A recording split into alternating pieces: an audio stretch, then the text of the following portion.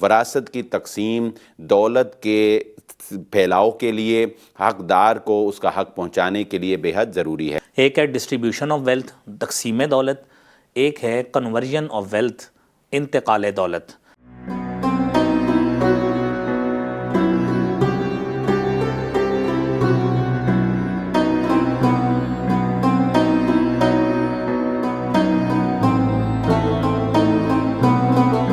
بسم اللہ الرحمن الرحیم۔ پروگرام ستارہ حرم کے ساتھ میں ہوں آپ کا میزبان بلال احمد۔ پروگرام میں میرے ساتھ موجود ہیں جناب ڈاکٹر مسعود قاسم صاحب۔ ناظرین اکرام، آج ہم ایک ایسے عنوان پر گفتگو کرنے جا رہے ہیں کہ جس کے بارے میں رسول اللہ صلی اللہ علیہ وآلہ وسلم نے یہ پیشین گوئی بھی امت کو بیان کر دی تھی کہ قیامت کے قائم ہونے سے پہلے اس پر عمل ترک کر دیا جائے گا۔ آپ کی یہ پیشین گوئی ہمیں عملاً معاشرے میں نظر آتی ہے۔ جی ہاں ناظرین اکرام، شریعت نے معاشیات کا جو ہمیں اصول بتایا ہے اور دولت کی تقسیم کا جو نظام شریعت نے رکھا ہے، اس میں ایک بہت ہی اہم جز یہ بھی ہے کہ اللہ رب العزت کے قوانین میں یہ بات شامل ہے کہ دولت جو ہے وہ کسی ایک فرد کے پاس یا چند افراد کے پاس منجمد نہ ہونے پائے، بلکہ دولت جو ہے وہ تقسیم ہو، لوگوں تک پہنچے، وہ پھیلے، وہ سرکولیٹ ہو، وہ گردش میں آئے اور اس دولت کی گردش سے ہر انسان جو ہے وہ فائدہ حاصل کر سکے۔ اسی دولت کی گردش کو برقرار رکھنے کے لیے شریعت نے وراثت کا قانون متعارف کروایا۔ جی ہاں، قیامت سے پہلے رسول اللہ صلی اللہ علیہ وسلم نے فرمایا وراثت تقسیم کرنا چھوڑ دی جائے گی۔ وراثت کی تقسیم دولت کے پھیلاؤ کے لیے حقدار کو اس کا حق پہنچانے کے لیے بے حد ضروری ہے۔ جب ہم بات کرتے ہیں وراثت کی تو ہمیں نظر آتا ہے کہ وراثت میں سب سے زیادہ محروم جسے رکھا جاتا ہے وہ حوا کی بیٹی ہے۔ ان سارے مسائل پر ہم بات کریں گے آج اپنے مہمان سے۔ ڈاکٹر صاحب بہت شکریہ، پروگرام میں آپ کو خوش آمدید کہتے ہیں۔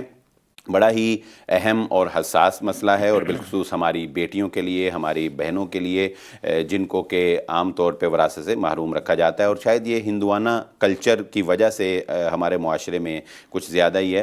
تو ڈاکٹر صاحب یہ فرمائیے گا کہ شریعت میں انتقال دولت کا جو تصور ہے یہ کس بنیاد پر ہے اور کس طرح شریعت نے اس کو رائج کیا ہے؟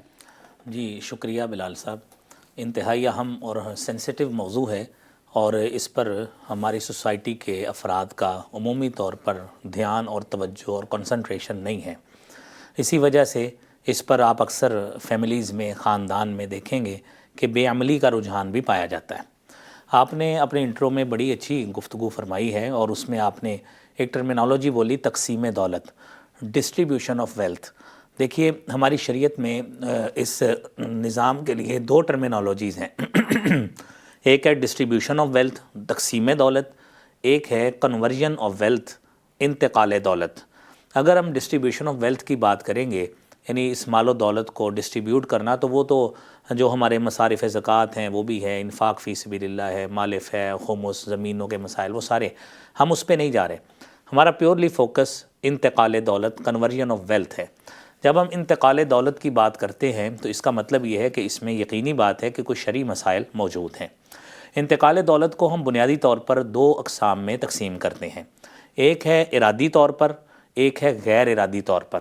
یعنی ایک شخص ہے، اس کے دولت کا انتقال، کنورژن اور منتقل ہونا اگلی نسل تک، وہ کس طرح ہوتا ہے؟ ایک تو یہ ہے کہ اس میں اس کا انٹینشن اور ارادہ شامل ہوتا ہے، پہلی قسم ہے۔ اس کو بلال صاحب ہم بائفرکیٹ کرتے ہیں مزید دو قسموں میں۔ اب جو ارادی طور پر ہے اس میں انسان بسا اوقات معاوضے کے ساتھ کوئی چیز دیتا ہے، جس طرح کہ تجارت ہوتی ہے کہ آپ سے کسی نے، آپ نے مثلاً یہ کاپی ہے، یہ پینسل ہے، کوئی بھی چیز آپ نے پیسے دیے، اس نے آپ کو چیز دے دی، یہ ہے معاوضے کے ساتھ، ارادہ بھی شامل تھا اور معاوضہ بھی شامل تھا۔ اس کی دوسری قسم ہے جو معاوضے کے بغیر ہوتی ہے۔ آپ کے پاس کوئی شخص کوئی چیز لینے آیا، یا آپ کا دل کیا کہ یہ فلاں ملکیت، فلاں چیز میری ہے، یہ پینسل ہے، پین ہے، موبائل ہے، میں فلاں اپنے بھائی کو، بہن کو، عزیز کو، دوست کو میں گفٹ کرنا چاہتا ہوں، تو یہ آپ کا ارادہ شامل ہے، لیکن آپ نے اس سے معاوضہ نہیں لیا، پیسے نہیں لیے، گفٹ کر دیا۔ شریعت میں اس کو ہبہ کا کانسیپٹ کہتے ہیں، ہبہ کا تصور کہتے ہیں اور گفٹ کا تصور کہتے ہیں۔ پھر اس میں دوسری قسم ہے غیر ارادی طور پر، ان انٹینشنل، یعنی اس میں انسان کا ارادہ جو ہے وہ داخل نہیں ہوتا، لیکن یہ اس میں ایک حصہ ہم زندگی میں کریں گے، ایک حصہ زندگی کے بعد ہے۔ غیر ارادی طور پر بلال صاحب بڑی اہمیت کی بات ہے، دیکھیں کہ غیر ارادی طور پر ارادہ شامل زندگی میں تھا، اگر ارادہ شامل تھا تو مرنے کے بعد اس پہ عمل ہوگا، تو وہ اس کو کانسیپٹ کو وصیت کہتے ہیں، کہ اس میں زندگی میں ہم نے ارادہ کیا کہ فلاں شخص کو، فلاں ادارے کو فلاں چیز جو ہے وہ دے دیں، تو ہم اس کو کہیں گے کہ یہ ہوا یہ وصیت، اور اگر اس میں ہمارا کوئی اختیار شامل نہیں ہے تو وہ ہوگی وراثت، یعنی مرنے کے بعد از خود ورثاء نے اس کو تقسیم کر لینا ہے۔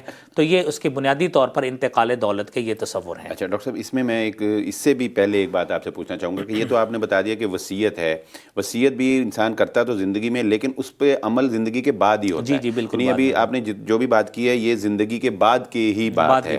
اچھا، میں یہ جاننا چاہوں گا کہ ذرا ہمارے ناظرین کو یہ بتائیے گا کہ زندگی میں انتقال دولت کی کیا شریعت اجازت دیتی ہے؟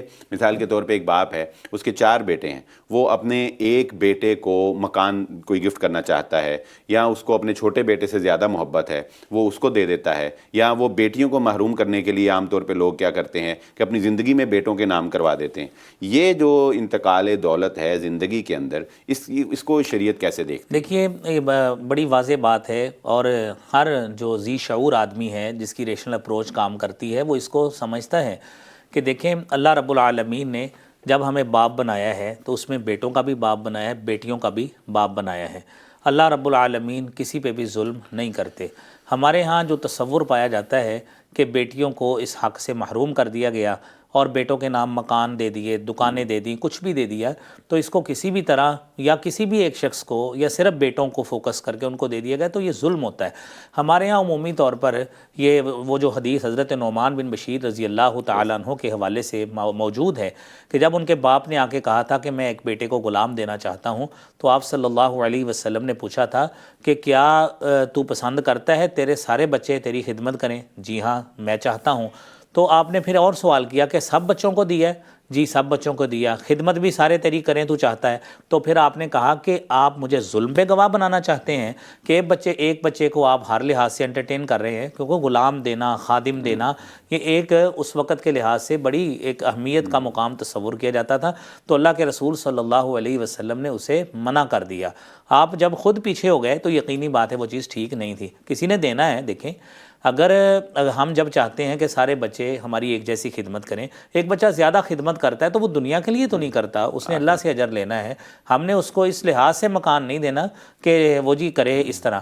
ویسے بھی وراثت کا تعلق بلال صاحب یہ موت کے ساتھ ہے۔ جب ہم نے وراثت کی ٹرمینالوجی بولنی ہے نا تو وہ موت کے ساتھ تعلق ہے اور غیر ارادی فعل ہے، اس میں مرنے والے کا اختیار جو ہے نا وہ داخل ہی نہیں ہوتا۔ زندگی میں کریں گے تو وہ ہبہ کا تصور ہے، گفٹ کا تصور ہے، وہ ایکول بیسڈ ہوتا ہے مرد و خواتین کے درمیان۔ بہت شکریہ ڈاکٹر صاحب۔ ناظرین کرام، ڈاکٹر صاحب نے بڑی پیاری وضاحت فرمائی ہے۔ ہم یہاں پر وقت ہوا چاہتا ہے ایک بریک کا، بریک سے واپس آنے کے بعد ہم ڈاکٹر صاحب سے جانیں گے کہ بیٹیوں کو جو محروم کیا جاتا ہے اس میں ایک اور کنسیپٹ بھی ہے کہ ان کو جہیز میں پورا کرنے کی کوشش کی جاتی ہے۔ ہم اس پر بات کریں گے انشاءاللہ بریک کے بعد۔ حاضر ہوتے ہیں بریک کے بعد۔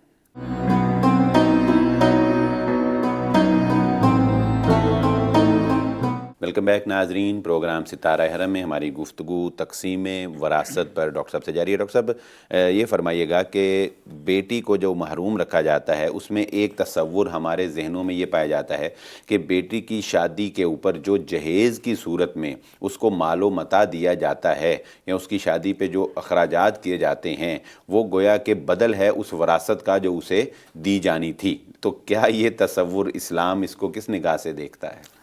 جی دیکھیں بلال صاحب، کامن سینس کی بات ہے۔ اللہ رب العالمین نے، جس طرح ہماری پچھلے بریک سے پہلے بھی بات ہوئی کہ اللہ تعالیٰ نے ہمیں بیٹوں اور بیٹیوں کا باپ بنایا ہے اور ان کی ذمہ داری بھی ہمارے سر پر ہے۔ ہم عہدہ برا ہوتے ہیں کہ ہم بچی کی شادی کر کے ذمہ داریوں سے عہدہ برا ہو گئے، ہرگز نہیں ہے۔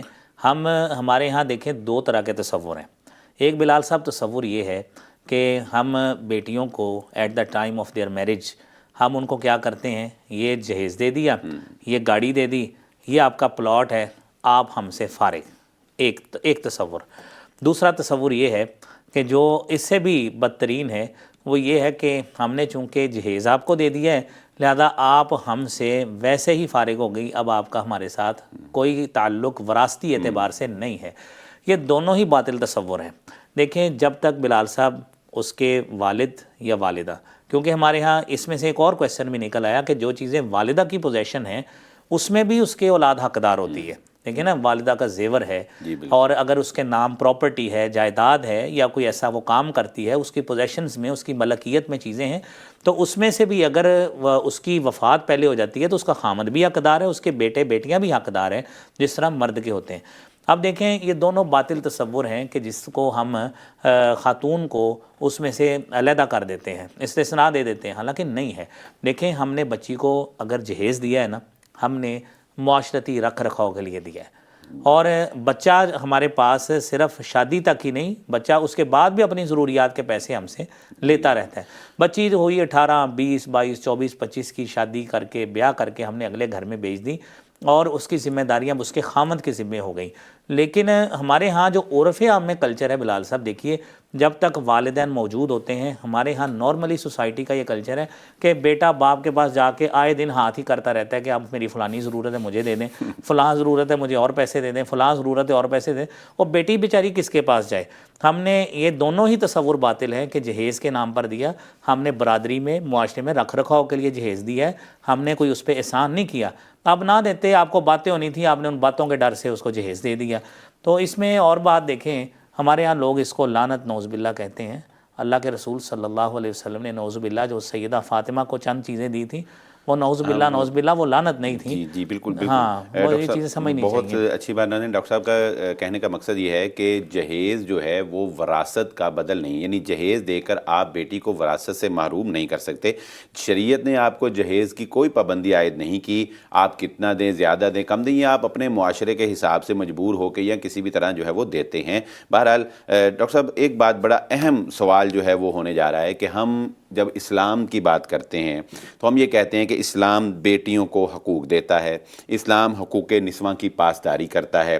ہم یہ کہتے ہیں کہ اسلام مساوات کا درس دیتا ہے، اسلام نے زندہ درگور کی جانے والی بچیوں کو تحفظ فراہم کیا، اسلام نے عورت کو وراثت میں حق دیا. اچھا، اب جب ہم وراثت کی بات کرتے ہیں ڈاکٹر صاحب، تو مرد اور عورت، بیٹا اور بیٹی کے حصوں کی جب ہم بات کریں تو بیٹی کے لیے اسلام کی وراثت میں کم حصہ ہے اور بیٹے کے لیے حصہ زیادہ ہے. یہ فرق جو اسلام نے رکھا ہے، اس فرق کو آپ کیسے ہمارے ناظرین کے سامنے ذرا واضح کریں؟ جی دیکھیں، یہ اور یقینی بات ہے، یہ بڑی اہمیت کی حامل بات ہے اور لوگ اس حوالے سے کویسچننگ کرتے بھی ہیں. جی، اس میں کوئی شک نہیں ہے کہ قرآن کریم کا اصول ہے للذکر مثل حظ الانثیین، کہ مرد کے لیے 2 مؤنث یعنی 2 خواتین کے برابر حصہ ہے. اب جو بیسک کویسچن ہے وہ یہ ہے کہ خاتون کو آدھا کیوں دیا گیا، یہ بیسیکلی کویسچن ہے. دیکھیں شریعت مطہرہ میں ہر شخص کی اپنی اپروچ ہے، ہم وہ بیان کرتے ہیں جو شریعت نے بتائی ہے. کامن سینس کے حوالے سے کئی طرح کی باتیں بھی ہو سکتی ہیں. شریعت نے عورت کو کمانے کا مجاز نہیں ٹھہرایا، فائنینشیل ذمہ داری اس کے اوپر نہیں لگائی. شریعت نے اس کو گھر چلانے کے لیے اور گھر کا نظام و نسق چلانے کے لیے بنایا ہے. اور جو قرآن کریم میں سورہ نساء میں اللہ رب العالمین نے قانون بیان کیا ہے کہ الرجال قوامون علی النساء، کہ مرد عورتوں پر قوام ہیں، اور اس کی 2 وجوہات بتائیں. نمبر 1، بما فضل اللہ بعضهم علی بعض، کہ ایک تو اللہ تعالیٰ نے نیچرل سپیریورٹی مرد کو دی، فزیکلی اور ہر لحاظ سے قوت برداشت بھی، ریشنل اپروچ بھی اللہ نے مرد کو دی. دوسری اہم بات ہے بما انفقوا من اموالہم، کہ مرد اپنے مال سے عورت پر خرچ کرے. یہ ذمہ داری اصل میں مرد کی ہے، خاتون کی یہ ذمہ داری چونکہ ہے ہی نہیں ہے. شریعت نے اس کے باوجود عورت کو آدھا حق اس کا دیا ہے کہ اگرچہ ذمہ داری بھی نہیں ہے لیکن پھر بھی شریعت نے اس کو قانون میں، اس وراثتی قانون میں اس کو حصے دار ٹھہرایا ہے. یہ ایک عام سی وضاحت، ایک سادہ سی وضاحت ہے جو اس حوالے سے کی جاتی ہے. یعنی ذمہ داری اس کے اوپر نہیں ہے لیکن اس کو پھر بھی حق دیا گیا ہے. حق دیا گیا ہے، پھر بھی حق دیا گیا ہے. یوں کہہ لیں آپ کے سادہ الفاظ میں کہ لیا کچھ نہیں گیا، دیا ہی گیا ہے. جبکہ خاوند سے لیا بھی گیا ہے، اس کو کہا ہے کہ تو نے اس کے نہیں صرف لیا نہیں، باؤنڈ کیا گیا، پابند کیا، بلکہ پھر اس نے حق مہر بھی دینا ہے اس کو، پھر اس نے اس کے نان و نفقہ کا جو ہے وہ بھی ذمہ دار جو ہے وہ دنیا ہر طرح ذمہ دار بھی ہے، اور پھر بچوں کی ذمہ داری بھی جو ہے وہ ساری. دیکھیں صرف یہی تک نہیں ہے، خدا نہ خواستہ طلاق ہو جاتی ہے کسی موقع پر، تو اس وقت تک جب تک وہ عدت میں ہوتی ہے اس کا بھی نظام سارا نان و نفقہ وہ مرد کے ذمہ ہے۔ عورت کو اللہ تعالیٰ نے فائنینشلی بالکل جو ہے نا یہاں سے فارغ کیا ہے۔ اس کے باوجود ہم کہتے ہیں کہ شریعت نے بڑا احسان عورت پہ کیا ہے کہ عورت کو ساری مالی ذمہ داریوں سے فارغ کر کے اس کے باوجود وراثت میں اس کو 50% مرد کے اس کو حق دیا ہے۔ بہت شکریہ ناظرین اکرام، تقسیم وراثت پر ہماری بہت ہی مفید گفتگو ڈاکٹر صاحب سے جاری ہے۔ یہاں وقت ہوا چاہتا ہے ایک بریک کا، ہمارے ساتھ رہیے گا، حاضر ہوتے ہیں بریک کے بعد۔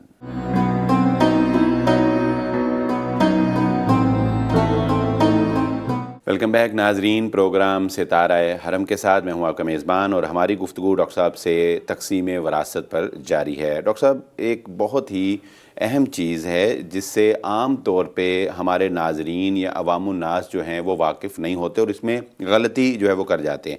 ذرا یہ بتائیے گا کہ وراثت کی تقسیم کی کوئی ترتیب بھی ہے، شریعت نے بیان کی ہے کہ وہ ترتیب کا کیسے خیال رکھا جائے گا، اس میں کن چیزوں کو ملحوظ خاطر رکھا جائے گا؟